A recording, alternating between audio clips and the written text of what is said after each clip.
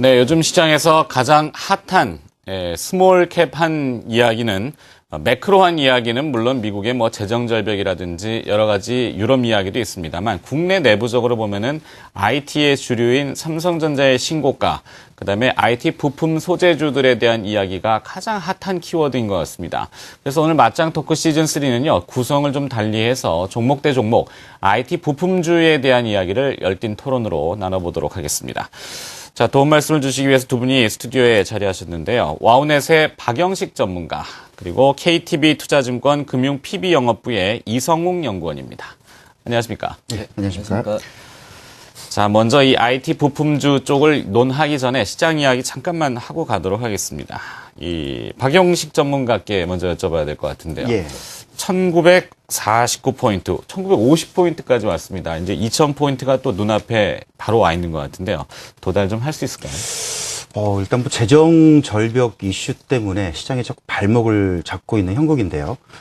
지금 공화당과 민주당의 지금 물밑 협상들이 계속 진행되고 있어서 이 부분만 투자 심리 좀 안정화를 찾는다면 충분히 좀 가능성은 좀 있다라고 좀 보고 있습니다. 단지 이제 우리가 이제 종목 장세에서는 이제 기관들의 수급을 좀 봐야겠지만 시장 전체를 놓고 본다면은 외국인들의 이제 수급도 좀 무시할 수는 없는데, 최근에 외국인들이 11월 달 매도세에서 좀 진정됐던 그런 의미들, 또 이제 선물 시장에서 최근에 외국인들의 선물 매도 포지션이 조금 청산이 들어가면서 누적으로 좀 많이 감소가 됐다는 측면을 본다라면은 지수의 좀 완만한 상승 흐름은 좀 계속 이어질 것으로 좀 보고 있고요.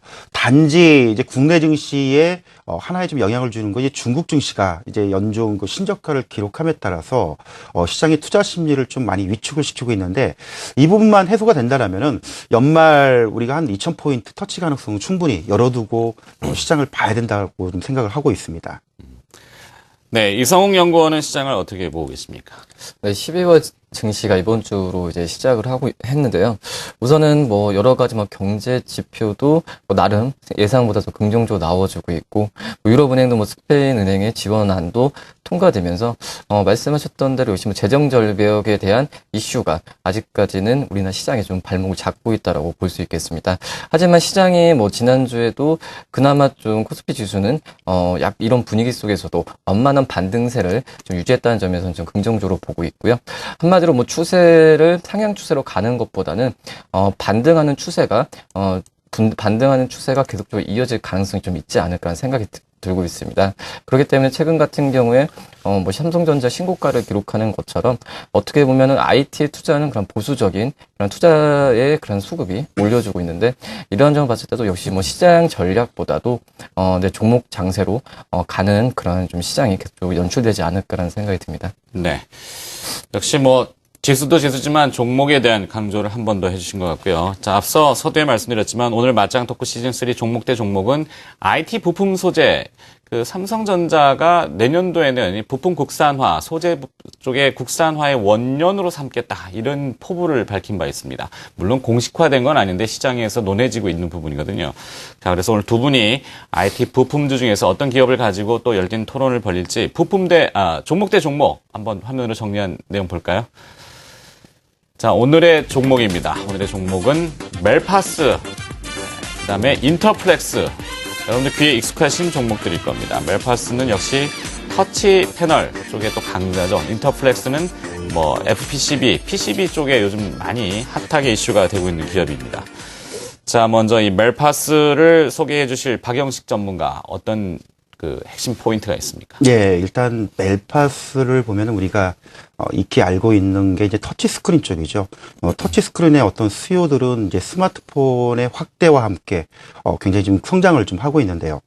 최근에 스마트폰 외에도 이 태블릿 PC 시장이 어떤 성장성들을 보여주고, 또 스마트폰보다는 태블릿 PC 쪽의 어떤 면적이나 또 물량들의 좀 확대들이 좀 이루어지면서 이런 성장세를 좀 이어간다라고 좀 말씀을 드리고 싶습니다. 특히 이제 그 터치 스크린 관련된 국내 기업들이 상당히 좀 많이 있는데 멜파스는 이제 특이하게도 그 국내에서 이 터치 스크린 모듈뿐만 아니고 터치 센서 칩을 공급을 하고 있는데 삼성전자 내에 공급 비중이 한 60% 정도 좀 차지를 하고 있습니다. 그래서 단순한 터치 스크린 모듈뿐만 아니고 이 터치 센서 칩의 공급에 대한 어떤 기술적 강점, 그리고 이제 아무래도 국내 기업에 의존되기보다는 최근에 중국 자국 내 이 보급형 스마트폰이 점유율이 확대하면서 이쪽과 관련된 비즈니스도 지금 활발하게 이루어지고 있는데 최근에 이제 ITO 필름들이 지금 공급이 굉장히 부족하고 딸리는 현상들을 좀 보여주고 있습니다. 이 멜파스 같은 경우에는 이 ITO 필름의 한 장을 수요로 하는 이런 터치 패널 스크린 기술을 가지고 있기 때문에 어떤 원가 경쟁력 측면에서 중국 기업들의 공급을 된다면은 매출처 다각화 플러스 새로운 또 성장 동력으로 작용될 가능성이 좀 있기 때문에 멜파스를 좀 봐야 될 것 같고요. 또 종목을 좀 비교해 보자면 일단 그 업종 내 그 터치 스크린 내 이제 일진 디스플레이 종목에 비해서 상당히 좀 못 움직이는 그런 측면도 없잖아 있습니다. 일단 일진 디스플레이 같은 경우에는 지금 우리가 PER 기준으로 한 30배 이상을 지금 그 평가를 받고 있는 그런 부분들.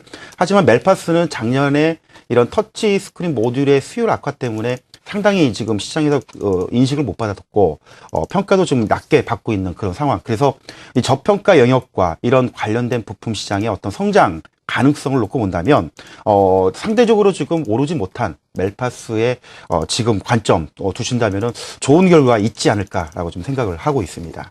네. 자, 이 터치 스크린 패널 TSP라고도 하는데요. 뭐 멜파스는 저도 과거에 한번 탐방을 갔었던 기업인 것 같습니다. 이 기업의 장점은 제가 알고 있기로는 이 단순한 모듈을 제작하는 것은 이 어셈블리라 해서 단순 조립은 마진이 박한데 특히 말씀하신 터치 스크린 구동 칩이 아주 매력적이더군요. 예, 그렇습니다. 네, 그래서 진보할 수 있는 기업, 삼성 쪽의 구미를 잘 맞춰줄 수 있는 기업, 그래서 각광을 받는 멜파스, 저도 요즘 관심 있게 많이 보고 있습니다. 자, 이번에 또 인터플렉스, 아주 핫한 기업이죠. 인터플렉스는 어떤 또 핵심 포인트가 있을까요? 최근에 뭐 FPCB 업종들 그 종목들 굉장히 관심이 많을 것이라는 생각이 드는데 뭐 플렉스컴이나 뭐 대덕GGS 굉장히 주가가 흐름이 굉장히 좋다라고 볼 수 있겠습니다. 인터플렉스도 FPCB 연성 회로기판을 만드는 업체라고 볼 수 있겠는데요.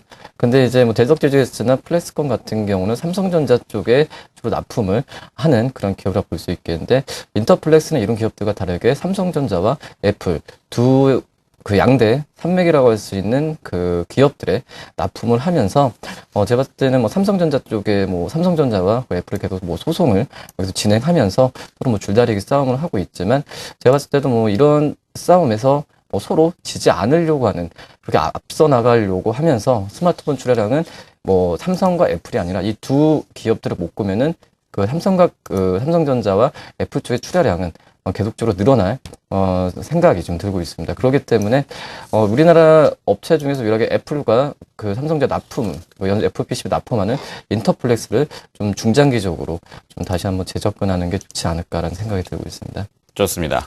자, 이제 주가를 한번 논해보죠. 멜파스는 오늘 가격이 약보합이군요. 28,850원. 주가 흐름은 어떻게 관측을 하고 계시고 최근에 수급 동향이라든지 이런 쪽도 한번 분석해보시죠. 예. 이쪽 관련된 부품주들은 최근에 주가 흐름도 굉장히 강세 흐름을 좀 보였습니다. 우리가 이제 흔히들 터치 스크린 쪽에 이 대장주라고 뭐 표현하는 일진 디스플레이라는 종목이 있는데 이 종목 같은 경우는 벌써 지금 3개월, 4개월 내 상당한 상승폭을 좀 보여줬기 때문에 일단 신규 매수를 준비하거나 뭐 기존 보유자도 상관이 없지만 신규를 매수를 준비하신 분들은 상당히 부담스러운 이제 그런 부분들이 있는데 이제 멜파스 같은 경우에는 금년 상반기 이 터치 스크린 모듈 문제의 수율 문제 때문에 영업이익률이 상당히 좀 저조하게 나온 그런 측면. 그래서 상대적으로 오르지 못한 그런 측면들을 우리가 생각을 좀 해봐야 될 것 같은데요. 이제 기술적인 흐름을 좀 보면서 좀 같이 설명을 좀 드리도록 하겠습니다. 일단 뭐 그 대장주 기업인 일진 디스플레이의 그 종목 차트 흐름을 잠깐 보면서 좀 설명을 드릴 텐데 일진 디스플레이 같은 경우에도 6월달 12,000원대에서 22,000원까지 있을지, 우리가 이제 모바일 기기 쪽의 성장세와 함께 같이 뭐 부각이 되는 그런 모습을 보여주고 있는데, 멜파스는 그 이전에 그렇게 상당히 좀 오름폭이 별로 많지 않았다는 측면. 아까도 말씀드렸지만은 상반기 때 수율 문제 때문에 조금 영업이익률이 저조했다는 그런 측면 때문에 주가가 좀 오르지 못했다는 그런 부분들을 우리가 생각을 좀 해야 될 것 같고요.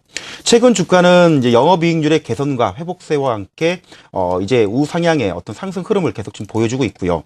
다만 이제 우리가 기술적으로 표현을 할 때는 항상 이제 전고점대 매물벽을 돌파할 수 있는지 여부를 많이들 가늠을 하는데, 이제 과거 2011년도에 10월달 가격대가 지금 한 3만 원 초반대로 지금 매물벽이 있습니다. 그래서 지금 향후의 실적 개선 플러스 중국 쪽에 새로운 추가적인 매출처 확보와 계약들이 진행이 된다라면은 멜파스의 주가 흐름도 이 전고점대 매물벽을 돌파하고 일진 디스플레이와 같은 추가적인 상승 흐름들이 계속 이어질 수 있다라고 좀 보고 있고요. 수급적인 측면을 본다라면은 최근에 IT 부품주들은 아무래도 이제 기관들 쪽에 관심들이 굉장히 많습니다. 여기 이제 잠깐 그 수급 동향의 흐름들 같이 보시면요. 파란색의 이 점선이 있는데 이게 이제 기관들의 수급 동향을 나타내는 표시입니다. 그리고 이 빨간색, 분홍색의 점선이 이제 외국인들의 수급 동향인데, 최근에 주가 흐름들은 기관들의 수급 동향과 같이 우상향 그리고 매수세가 계속 유입되고 있는 상황이라서 연말 또 윈도우 드레싱 효과와 함께 이런 측면, 뭐 추가적인 상승 흐름이 좀 충분히 가능하다는 점을 말씀을 좀 드리도록 하겠습니다. 네. 자, 이번엔 PCB 업체, 특히 요즘 플렉서블 PCB로 많이 주목이 받고 있는 연성 회로 기판이라고 그러죠. 인터플렉스. 자, 근데 주가는 지금 6만 원대 중후반, 6만 7천 원인데요. 언뜻 보고 있으면 천정에 매달려 있는 느낌입니다. 이게 괜찮을까요? 천정을 더 뚫고 올라갈까요? 지금 이제 인터플렉스가 지금 PR을 받는 기준이 10배가 넘는데, 뭐 플렉스컴이나 뭐 대덕TDS 같은 경우에는 9에서 8배 정도 형성이 된다고 볼 수 있겠습니다. 약간의 고평가라고도 느낌 받겠지만, 최근 같은 경우에 뭐 차트를 보더라도 저점을 계속 높여지고 있는 추세가 나와주면서 단기적으로 봤을 때는 상승 여력은 저는 충분히 좀 있다라고 좀 볼 수 있겠고요. 아까 처두에 말씀드렸듯이 삼성전자와 애플 쪽에서의 그러한 출하량이 계속적으로 안정적으로 유지된다라고 볼 수 있겠고, 뭐 다른 그런 스마트폰 업체라고 해외 다른 스마트폰 업체라고 볼 수 있는 노키아 같은 이러한 다른 스마트폰 업체들의 출하량은 점점 떨어지고 있습니다. 삼성전자와 애플이 계속적으로 뭐 특허 소송 이런 걸 계속 진행한다고 한다면 지금 스마트폰 출하량은 계속적으로 증가할 가능성이 좀 크다라고 볼 수 있겠고요. 이런 스마트폰 출하량은 올해와 내년 같은 경우에도 똑같이 일정하게 나온다고 한다면은 역시 지금 기업에 납품하고 있는, FPC 납품하고 있는, 인터플렉스 같은 게 굉장히 좀 수혜를 받을 가능성이 크지 않을까라는 생각이 들고 있습니다. 약간 주가는 약간 높은 다른 FPCB 업체보다 높긴 하겠지만, ROE 같은 경우에도 계속해서 20%까지 유지할 수 있는 가능성이 크다라고 볼 수 있겠고, 실제로 삼성과 지금 애플에서도 지금 인터플렉스의 뭐 공장 같은 경우에 계속적으로 증설을 요구하고 있는 상황이라고 볼 수 있겠습니다. 한마디로, 가장 큰 투자 포인트는 이러한 삼성과 애플의 그러한 좀 업체들, 주요 고객사를 둔 이런 부분이 저는 가장 크지 않을까라는 생각이 들고 있습니다.